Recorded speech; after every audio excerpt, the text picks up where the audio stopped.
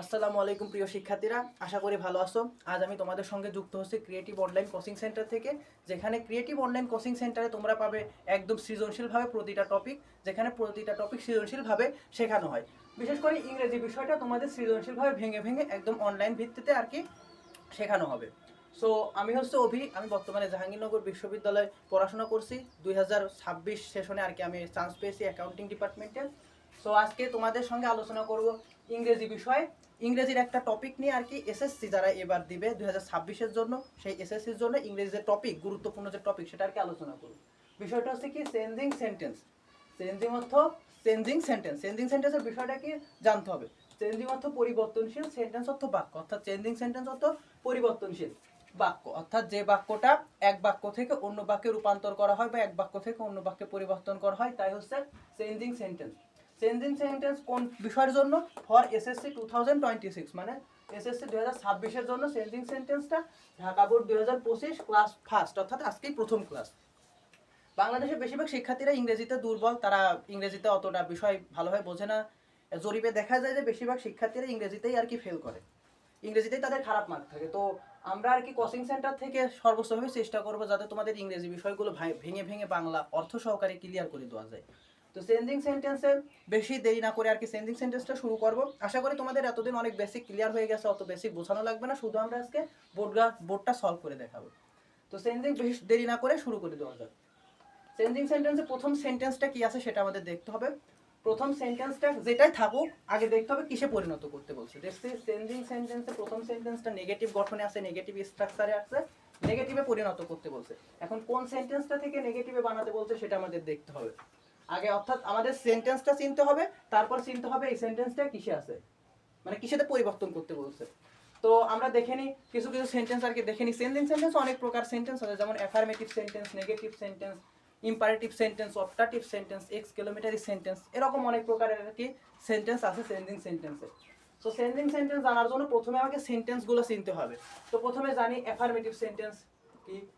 Affirmative sentence subject থাকবে plus verb থাকবে plus object থাকবে। অ্যাফার্মেটিভ অর্থ হ্যাবোধক বাক্য। হ্যাবোধক বাক্য যেখানে একটা সাবজেক্ট থাকবে, একটা ভার্ব থাকবে, একটা অবজেক্ট থাকবে। দেখি তো এটা অ্যাফার্মেটিভ সেন্টেন্স কিনা।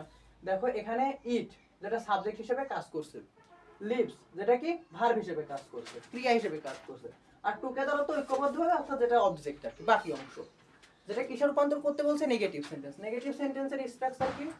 নেগেটিভ সেন্টেন্সের স্ট্রাকচার হচ্ছে সাবজেক্ট থাকবে, ভার্ব থাকবে, নট থাকবে, তার সাথে কি অবজেক্ট যুক্ত থাকবে। ঠিক আছে, নেগেটিভ সেন্টেন্সের স্ট্রাকচার সাবজেক্ট থাকবে, ভার্ব থাকবে, তার সাথে নট থাকবে এবং অবজেক্ট যুক্ত থাকবে। তাহলে যেহেতু এটা অ্যাফার্মেটিভ সেন্টেন্স, অ্যাফার্মেটিভ থেকে নেগেটিভ করার সময় কি করব, এই স্ট্রাকচারটা ফলো করব। তাহলে তোমার কি অ্যাফার্মেটিভ থেকে নেগেটিভ হয়ে যাবে। তো অ্যাফার্মেটিভ থেকে নেগেটিভ করার জন্য প্রথমে আগে সেন্টেন্সে বাংলা করে নিয়ে যে বাংলা কি বোঝায়।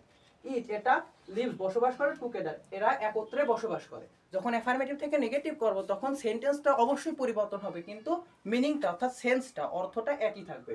এরা একত্রে বসবাস করে, এটা কি অ্যাফার্মেটিভে আছে। সাবজেক্ট আছে, ভার্ব আছে, অবজেক্ট আছে, অ্যাফার্মেটিভে আছে। এখন যখন এটা নেগেটিভ করবো তখন আনা লাগবে সাবজেক্ট আনবো, ভার্ব আনবো, নট আনবো আর কি অবজেক্ট আনবো। এরা একত্রে বসবাস করে, এটা নেগেটিভ করলে কি হয়, এরা আলাদা বসবাস করে না, এরা একত্রে বসবাস করে। বাংলা করলে আলাদা কি হয়, নেগেটিভ, এরা আলাদা বসবাস করে না। এটা হচ্ছে বাংলায় অর্থ। আর স্ট্রাকচার অনুযায়ী কি হবে, প্রথমে সাবজেক্ট বসানো লাগবে, তারপর ভার্ব বসানো লাগবে, তারপর নট বসানো লাগবে, তারপর অবজেক্ট বসানো লাগবে। তাহলে এটা আলাদা বসবাস করে না, এটা ইংরেজি এই স্ট্রাকচার অনুযায়ী এখানে লিখে দিই। তাহলে প্রথমে সাবজেক্ট আনলাম ইট, তারপরে কি আনলাম ভার্ব, ভার্ব কি লিভস, LIVES লিভস, না না ইট এটা তোমার আছে সাবজেক্ট। কি সাবজেক্ট নেগেটিভ করার সময় কি আনতে হয়, প্রথমে সাবজেক্ট আনতে হয়, তারপর ভার্ব আনতে হয়, তারপর নট আনতে হয়, তারপর কি অবজেক্ট আনতে হয়। সাবজেক্ট থাকবে, ভার্ব থাকবে, নট থাকবে, অবজেক্ট থাকবে। এখন নেগেটিভ করার সময় আগে আমাকে টেন্স জানতে হবে। যখন টেন্সের একটা বিষয় আছে, টেন্স এখানে আছে তোমার present indefinite tense. Present indefinite টেন্সের স্ট্রাকচার কি, প্রেজেন্ট ইনডিফিনাইট টেন্সের সাহায্যকারী ভার্ব হিসেবে তোমার কি বসে, ডু অথবা ডাজ বসে। অর্থাৎ তোমার চেঞ্জিং সেন্টেন্সের ক্ষেত্রে তোমার টেন্স খুবই গুরুত্বপূর্ণ বিষয়, টেন্সগুলো জানতে হবে। যেহেতু এটা প্রেজেন্ট ইনডিফিনাইট টেন্স, সেহেতু প্রেজেন্ট ইনডিফিনাইট টেন্সের সাহায্যকারী ভার্ব হিসেবে কি বসবে, ডু অথবা ডাজ। এখন যদি থার্ড পারসন সিঙ্গুলার নাম্বার হয় তাহলে ডাজ বসে। আর থার্ড পারসন সিঙ্গুলার ব্যতীত যদি অন্য কিছু হয়, যেমন আমি, আমরা, তুমি, তোমরা, তারা, এ তাই থাকলে তোমার কি বসে, ডু বসে। আর থার্ড পারসন সিঙ্গুলার যেমন সে, হি, সি, একজন মানুষ, একটি ফুটবল, একটি গাছ, একটি বল, একটি বাড়ি ইত্যাদি ক্ষেত্রে তোমার কি বসে, ভার্বের সাথে এস বাই এস যুক্ত হয়। নেগেটিভ করার সময় কি স্ট্রাকচার লিখেছে, সাবজেক্ট থাকবে, ভার্ব থাকবে, নট থাকবে, অবজেক্ট থাকবে। যেহেতু এটা প্রেজেন্ট ইনডিফিনাইট টেন্স, সাহায্যকারী ভার্ব হিসেবে কি বসবে, ডু অথবা ডাজ। কিন্তু এখানে থার্ড পারসন সিঙ্গুলার হওয়ার জন্য কি বসেছে, এটা একটা থার্ড পারসন সিঙ্গুলার, সেজন্য সাহায্যকারী ভার্ব হিসেবে তোমার কি বসবে, ডাজ বসবে, does, D O E S, does.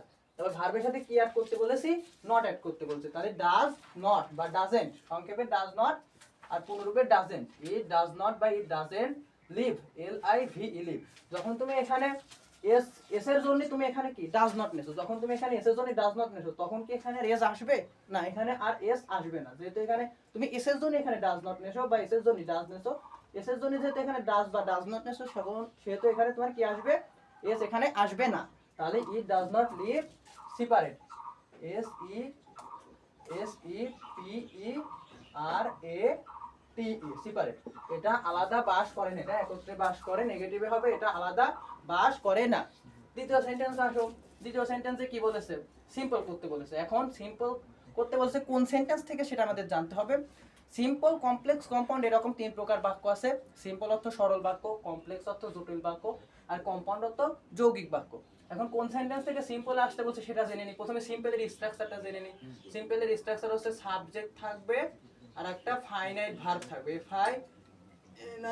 Finite verb থাকবে। এখন ফাইনাইট ভার্ব কি কি, FINIT, finite verb, finite verb কি কি, ফাইনাইট ভার্ব হচ্ছে ভার্ব 1 বা হচ্ছে 2 প্লাস V1,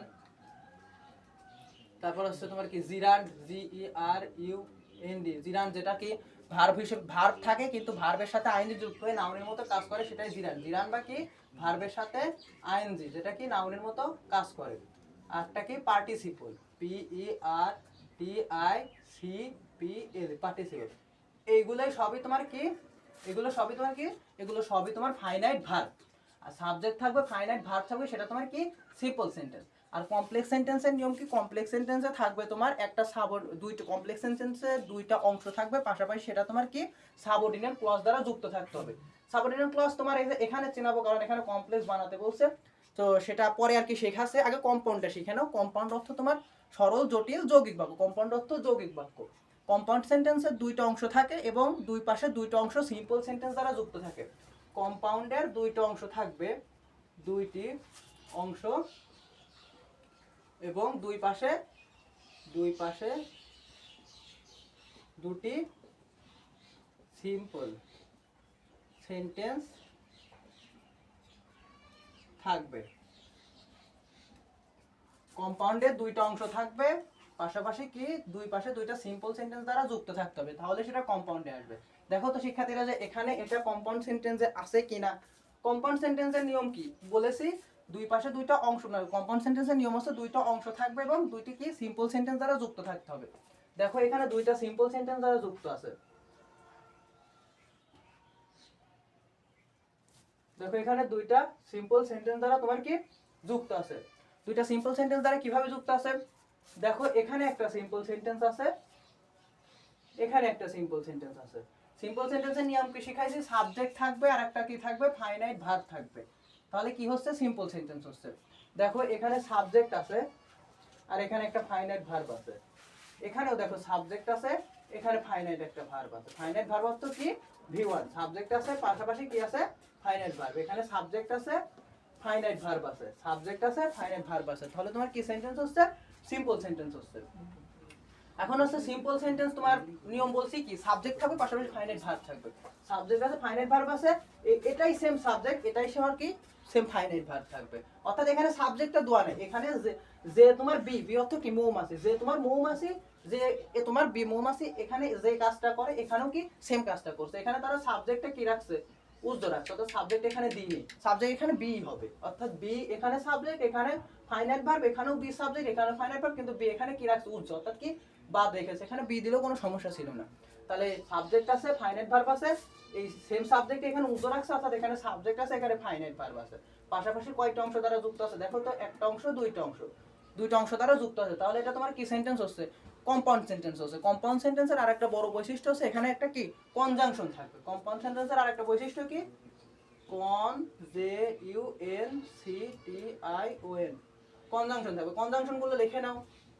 কনজাংশন হচ্ছে এন্ড, অর, বাট ইত্যাদি সবই তোমার কি কনজাংশন। আর একটা কনজাংশন আছে কি সো দ্যাট, সো দ্যাট, আরো অনেক প্রকারের কি কনজাংশন আছে, কিন্তু এগুলো সবচেয়ে বেশি ইউজ করা হয়। And, or, but, so that ইত্যাদি সবই তোমার কি এক একটা কি কনজাংশন। দেখো এখানে কোন কনজাংশন দ্বারা যুক্ত আছে, অ্যান্ড কনজাংশন দ্বারা যুক্ত আছে, অর্থাৎ দুই পাশে দুটো সিম্পল সেন্টেন্স মাঝে অ্যান্ড কনজাংশন দ্বারা যুক্ত থাকার কারণে এটা কি সেন্টেন্স হয়েছে, কম্পাউন্ড সেন্টেন্স হয়েছে। কম্পাউন্ড থেকে কিসে বানাতে বলছে, সিম্পলে, অর্থাৎ সরল বাক্যে রূপান্তর করতে বলছে। সরল বাক্যের নিয়ম কি, সাবজেক্ট থাকবে, ফাইনাইট ভার্ব থাকবে, তাহলে তোমার কি হবে, সরল বাক্য হবে।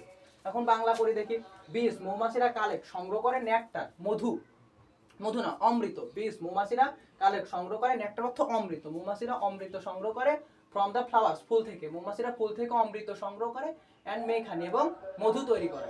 অর্থাৎ এখানে মৌমাছিরাই অমৃত সংগ্রহ করে ফুল থেকে, আবার মৌমাছিরাই মধু তৈরি করে, অর্থাৎ মৌমাছি এখানে অমৃত সংগ্রহ করার দায়িত্ব আছে, আবার পাশাপাশি কি মধু তৈরি করারও কি দায়িত্ব আছে, অর্থাৎ দুটো সাবজেক্টই সেম। এখন মৌমাছিরা ফুল থেকে অমৃত সংগ্রহ করে এবং মধু তৈরি করে, এটা যেহেতু কম্পাউন্ড সেন্টেন্স আছে, এটা সিম্পলে রূপান্তর করলে কি হবে, বাংলা অর্থ সহকারে, যে মৌমাছিরা মধু থেকে তরল সংগ্রহ করার দ্বারা, মৌমাছিরা মধু থেকে অমৃত সংগ্রহ করার দ্বারা কি মধু তৈরি করে, মৌমাছিরা ফুল থেকে অমৃত সংগ্রহ করার দ্বারা মধু তৈরি করে। এর বাংলা অর্থ কি হয়, মৌমাছিরা ফুল থেকে অমৃত সংগ্রহ করার দ্বারা মধু তৈরি করে, সেটারে কি ইংরেজি লিখে দেবো। ইংরেজিতে আমার সিম্পল সেন্টেন্সের স্ট্রাকচার অনুযায়ী হবে কি, সাবজেক্ট আর কি ফাইনাইট ভার্ব আনতে হবে। তাহলে এটার অর্থ করি, by collecting, C O double L E C T I N G, by collecting কি সংগ্রহ করার দ্বারা, অমৃত, nectar, N E C T A R, nectar, by collecting nectar, অমৃত সংগ্রহ করার দ্বারা, ফ্রম হানি, হানি না from flowers, from flowers, F L O W E R S, flower, by collecting nectar from flowers, ফুল থেকে অমৃত সংগ্রহ করার দ্বারা কারা তৈরি করে, মধু, বীজ মৌমাছিরা, বীজ মৌমাছিরা মেক হানি, মেক হানি, হানি মৌমাছিরা মধু তৈরি করে। এখন এটা সিম্পল সেন্টেন্সে কিভাবে বলো, সিম্পল সেন্টেন্সে বলেছি সাবজেক্ট থাকবে, ফাইনাইট ভার্ব থাকবে। দেখো সাবজেক্ট আছে একটা, আর একটা কি ফাইনাইট ভার্ব আছে। ফাইনাইট ভার্ব 2 + V1 হতে পারে, শুধু V1 হতে পারে, জিরান বা ভার্বের সাথে আইএনজি হতে পারে, পার্টিসিপল, ইত্যাদি সবই কি ফাইনাইট ভার্ব। তাহলে দেখো এখানে একটা সাবজেক্ট আছে আর এখানে একটা কি ফাইনাইট ভার্ব আছে। সাবজেক্ট প্লাস ফাইনাইট ভার্ব সমান সমান কি সেন্টেন্স হচ্ছে, সিম্পল সেন্টেন্স। আর পরের সেন্টেন্স আসো, পরের সেন্টেন্সে কি বলেছে, আচ্ছা এক মিনিট কাটো,